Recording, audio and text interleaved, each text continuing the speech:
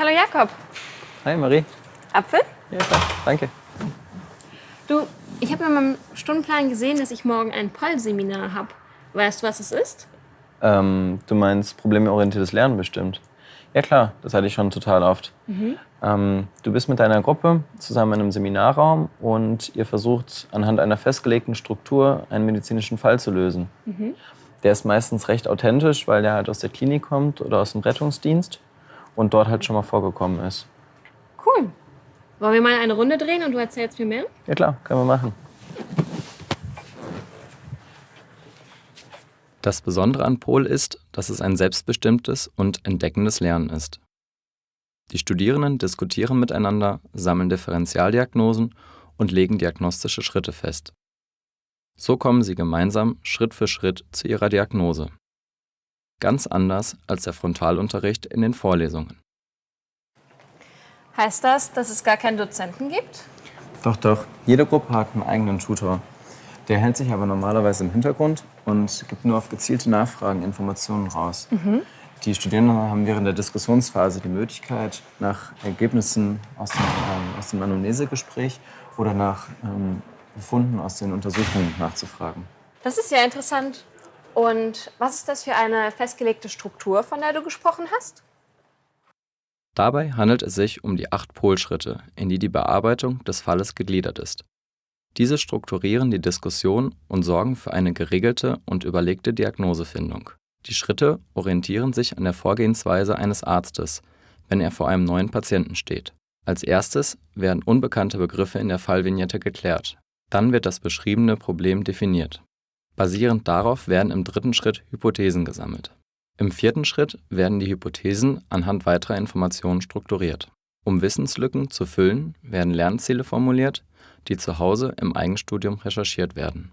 Zum Schluss werden die Ergebnisse präsentiert und in Bezug mit dem Fall diskutiert. Außerdem werden die Quellen der Recherche gemeinsam reflektiert. Nicht jede Quelle ist geeignet, fundiertes Wissen zu gewinnen.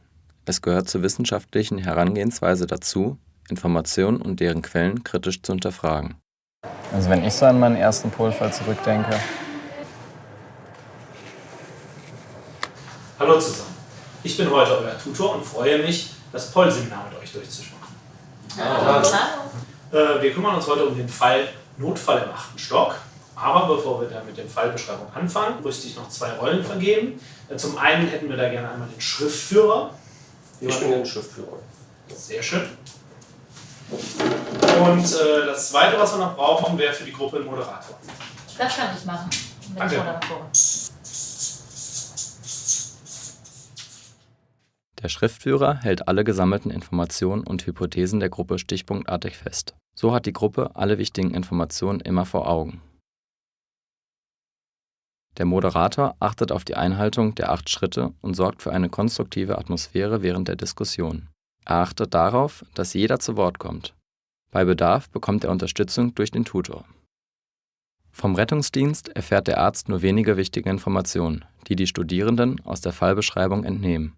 Sie definieren als erstes das Problem. In der Fallbeschreibung steht, dass die Rettungssanitäter Frau M. auf Mitte 60 schätzen und dass sie in ihrem Wohnzimmersessel auffinden. Er hatte außerdem noch Schmerzen in der Brust und im Bauch. Und der Rettungsdienst hat auch noch festgestellt, dass Frau M. kaltschweißig ist.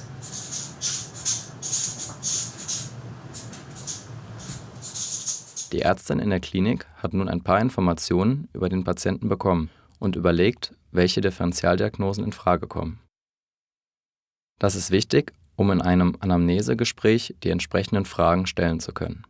Im Rahmen eines Brainstormings sammeln nun auch die Studierenden verschiedene Hypothesen. Ja, dann haben wir jetzt alle Infos und Symptome erstmal aufgelistet, die uns der Fall hergegeben hat. Dann können wir zu Schritt 3 übergehen, dem Brainstorming. Was habt ihr denn für Ideen, was Frau M. haben könnte? Also ich denke, dass sie irgendwas am Herzen haben könnte, also irgendwie ein Herzinfarkt oder eine Endokarditis. Vielleicht hat sie ja auch Gallensteine. Die können ja auch sehr, sehr starke Schmerzen machen und von dem Bauchraum aus in die Brust einstrahlen. Sie hat auch über starke Bauchschmerzen geklagt. Vielleicht hat sie Reflux. Ich glaube, in der Vorlesung wurde erwähnt, dass das auch zu Brennen in der Brust führen kann. Die Ärztin muss ihre Differentialdiagnosen ordnen, einige verwerfen und andere nach ihrer Wahrscheinlichkeit sortieren. Dafür sind weitere Informationen nötig, die man durch ein Anamnesegespräch und weitere Untersuchungen herausfindet.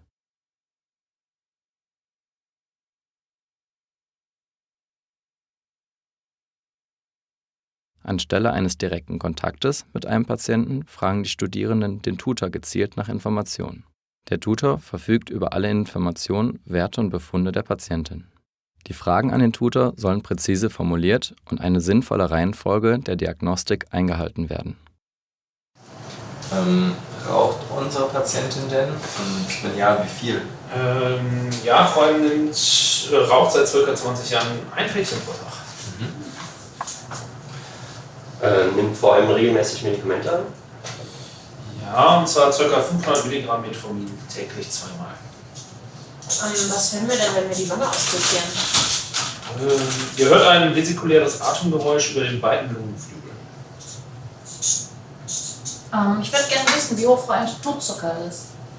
Der liegt bei 105 Milligramm pro Deziliter. Haben wir denn bei Frau M auch ein EKG geschrieben und liegt dafür ein Befund vor? Ja, wir hätten ein EKG. Und das sieht dann wie folgt aus. Nachdem ganz viele neue Informationen über die Patientin gewonnen werden konnten, sind die Studierenden an der Reihe, ihre Differentialdiagnosen zu strukturieren.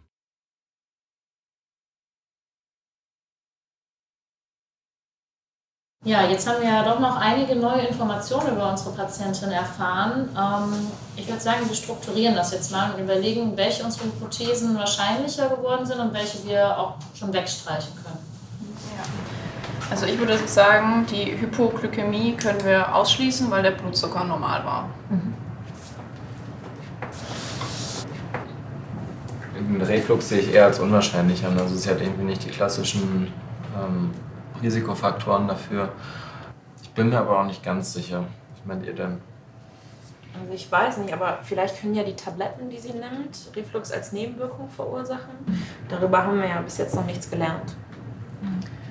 Also ich glaube eher, dass sie ein Problem mit dem Herzen hat. Das EKG sieht irgendwie seltsam aus.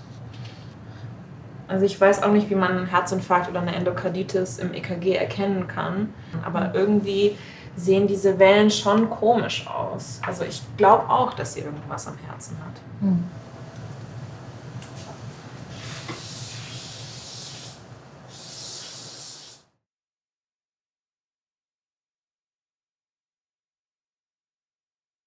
Der erste Termin endet mit der Festlegung von gemeinsamen Lernzielen, die bis zum nächsten Treffen von der Gruppe bearbeitet werden. Dabei sollten die Studierenden sich auf 3 bis 5 Lernziele beschränken, da jedes Lernziel von jedem Gruppenmitglied bis zum nächsten Treffen bearbeitet werden soll. Wie das Formulieren der Lernziele genau funktioniert, findet ihr unter diesem Link.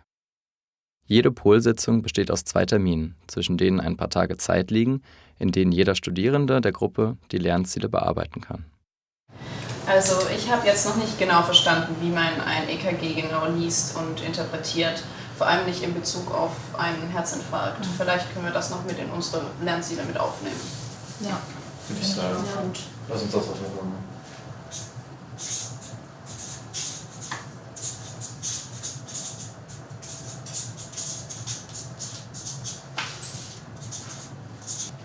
So, von meiner Seite war es das jetzt für heute. Ich würde sagen, schönen Tag noch.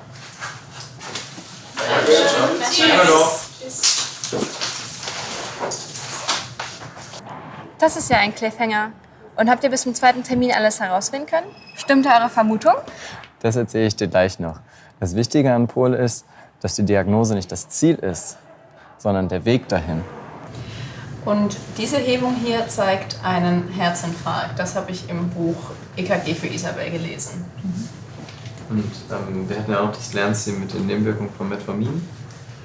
Da habe ich herausgefunden, dass Metformin jetzt nicht diese Nebenwirkungen macht. Also was unsere Patientin hatte, dieses brennenden Brustschmerzen. Deshalb würde ich da eher nicht von ausgehen. Ja, dasselbe habe ich auch gelesen. Also ich habe mit der roten Liste recherchiert und habe erfahren, dass die Nebenwirkungen eigentlich eher so Übelkeit und Erbrechen sind. Und das hatte ja unsere Patientin beides nicht. Okay.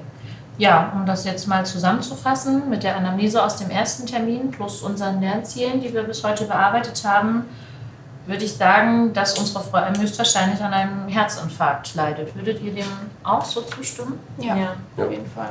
Okay. Und das Beste an dem Polfall ist, dass ich heute immer noch weiß, wie ich ein EKG auswerte, wie ich den Herzinfarkt dran erkenne und auch wie die Symptome eines Herzinfarktes sind. Das ist ja stark. Ich freue mich schon auf meinen ersten Polfall mit meiner Gruppe. Ich frage mich, ob wir das genauso gut hinbekommen wie ihr.